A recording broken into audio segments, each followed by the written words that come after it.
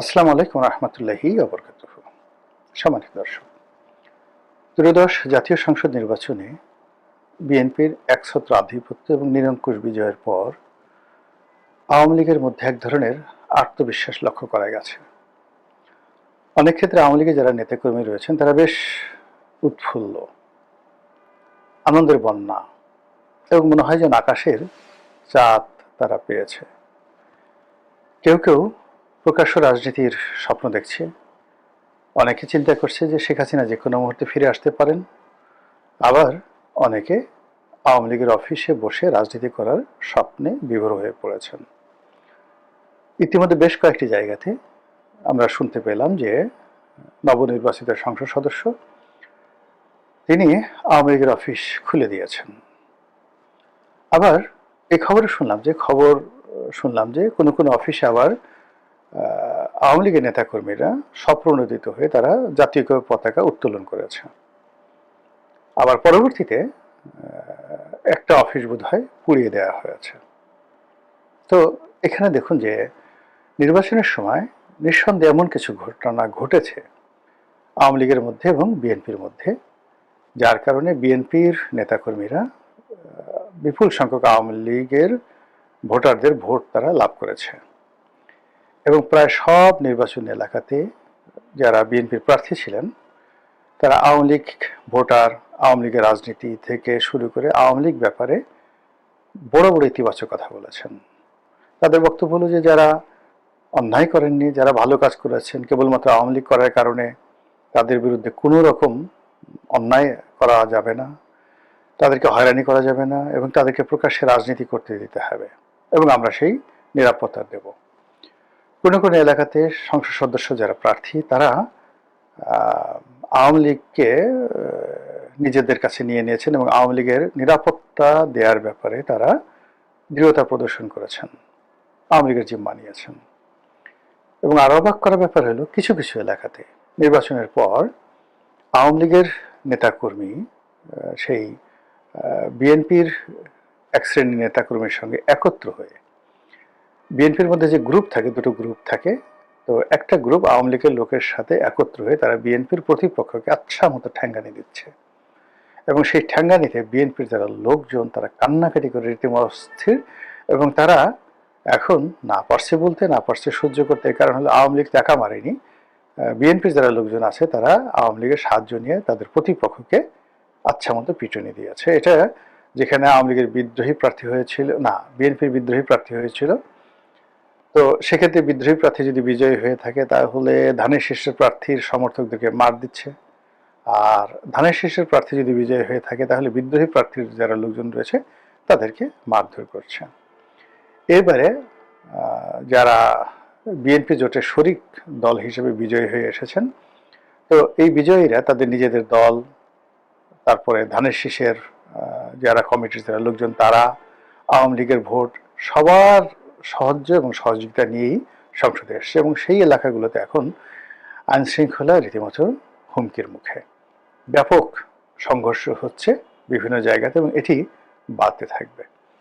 তো এই যে একটি অবস্থা, সেই অবস্থায় নিঃসন্দেহে আওয়ামী লীগের যারা লোকজন রয়েছে তারা খুশি হবেন। এর কারণ হল গত 17টি মাসে তারা কোনো কাজ করতে পারেননি। অধিকান্ত ডক্টর মোহাম্মদ ইউনূসের যে জমানা, এটাকে মানে ওই যে পঙ্কজ উদাসের মতো নিকলো না নিকাপ জামানা খারাপ হ্যায়, তো তারা বলতে গেলে অনেকটা হিজাব পরে, আওয়ামী লীগের লোকজন অনেকটা হিজাব পরে সমাজে চলাফেরা করতেন, আর কোনো অবস্থাতে সেই হিজাব বা নেকাব তারা খুলতেন না। এর কারণ হলো জমানা খুব খারাপ। ডক্টর মোহাম্মদ ইউনূসের জমানা তাদের কাছে ভীষণ রকম বিষদায়ক ছিল। ফলে যে কোনো মূল্যে তারা ডক্টর মোহাম্মদ ইউনূসকে হটানোর জন্য বিএনপিকে সাহায্য করেছে, সহযোগিতা করেছে, এটা এখন একটা ওপেন সিক্রেট।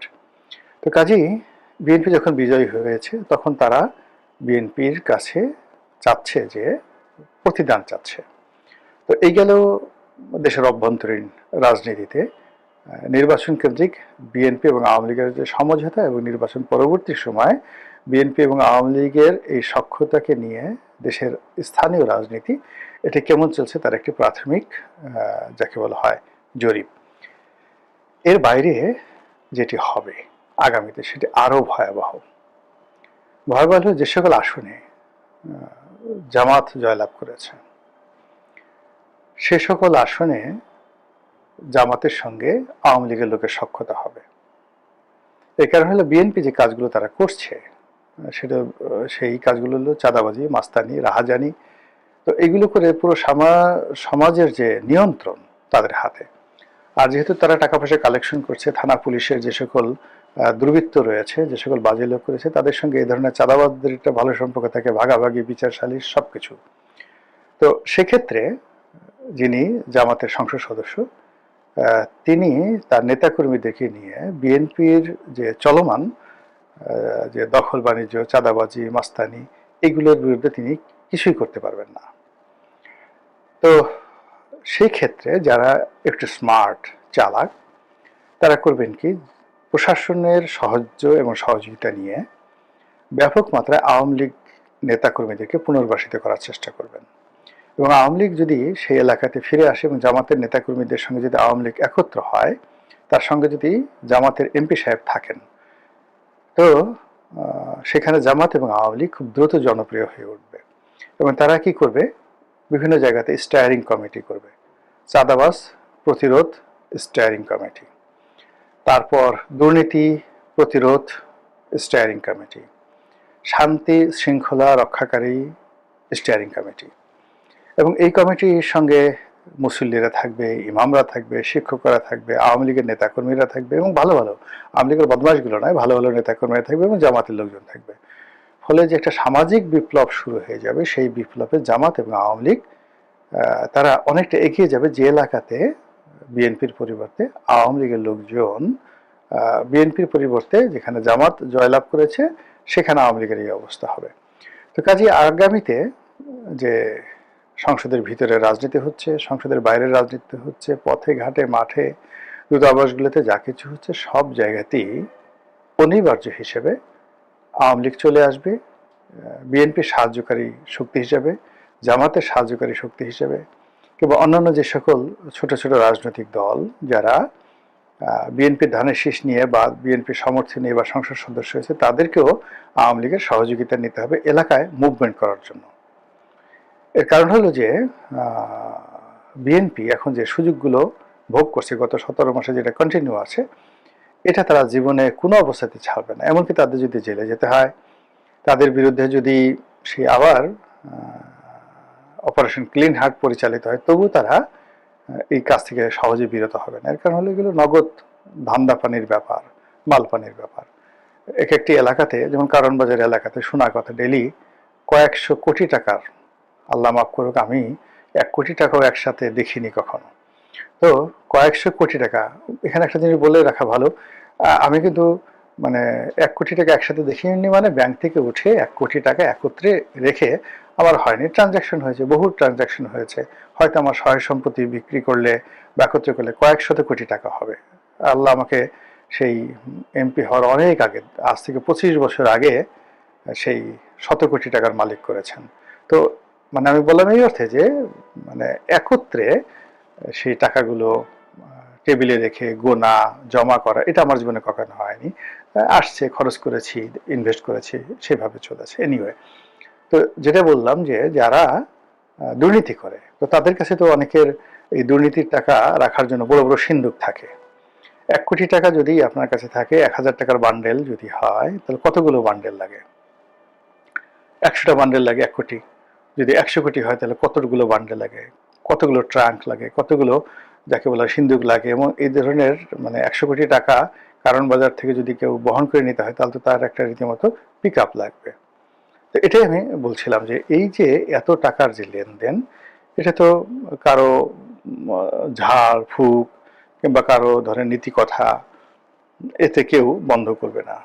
টাকার আনন্দ, টাকার লোভ, টাকার লালসা, টাকার মায়া, টাকার মোহ এত নির্মম, এত নিষ্ঠুর যে টাকার জন্য অনেকে দেশ বিক্রি করে, টাকার জন্য অনেকে নিজের মাকে বিক্রি করে দেয়, স্ত্রীকে বিক্রি করে দেয়, কন্যাকে বিক্রি করে দেয়, টাকার জন্য নিজের কিডনি বিক্রি করে দেয়, নিজের চোখ বিক্রি করে দেয়, হার্টের বাল্ব বিক্রি করে দেয়। এই হলো টাকা।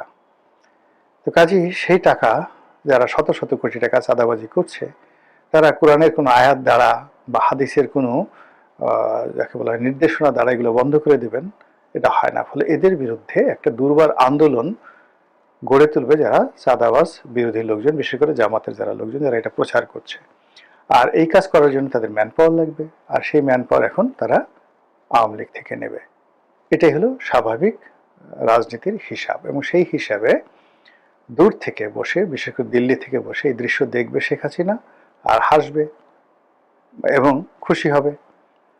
এবং তিনি যদি টুস করে ফুস করে নিজের ইচ্ছায় হোক, সরকারের ইচ্ছায় হোক, জামাতের ইচ্ছায় হোক, তারেক জিয়ার ইচ্ছায় হোক, নরেন্দ্র মোদীর ইচ্ছায় হোক, অলনে ছাড়েন, কোনো একদিন হঠাৎ করে যদি আপনি দেখেন তীরপুরে দিয়ে সোজা কুমিল্লা টুস করে ঢুকে গেছে, অথবা মেহেরপুর বৈদ্যনাথ তলা থেকে মানে ওখান দিয়ে ঢুকে গেছে, অথবা চাঁপাই নবাবগঞ্জ দিয়ে ঢুকে গেছে,